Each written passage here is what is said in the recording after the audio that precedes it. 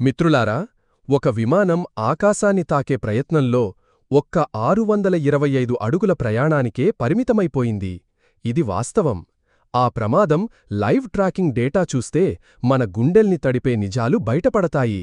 అవును, ఇది అదృశ్యమైన విమానం కాదు, ఇది టేకాఫ్ అయిన క్షణాల్లోనే భూమిపై పడిపోయిన విమానం.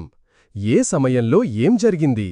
విమానం అహ్మదాబాద్ ఎయిర్పోర్ట్లో మధ్యాహ్నం 1:30 గంటలకు నేలమీద నిలబడి ఉంది. స్పీడ్ 0 నాట్స్, అంటే కదలకపోయింది. ఆ తరువాత 134 అదే విమానం మెల్లగా కదలడం మొదలెట్టింది. వేగం 10 నాట్స్, అంటే సుమారు గంటకు 18.5 కిలోమీటర్లు. ఇది ఒక సాధారణ టాక్సింగ్ వేగం. ఆకస్మాత్తుగా 138 విమానం పూర్తిగా టేకాఫ్ అయింది.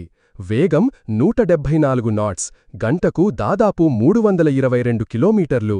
ఇది అత్యంత వేగంగా ఎగిరే స్థాయి స్పీడ్.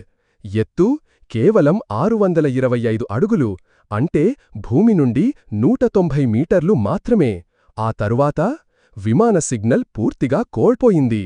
అక్కడే ఆ ప్రయాణం ఆగిపోయింది. ఈ ప్రమాదం వెనుక ఉన్న అసలు ప్రశ్నలు: టేకాఫ్ జరిగిన కొన్ని సెకండ్లలోనే క్రాష్ ఎలా జరిగింది?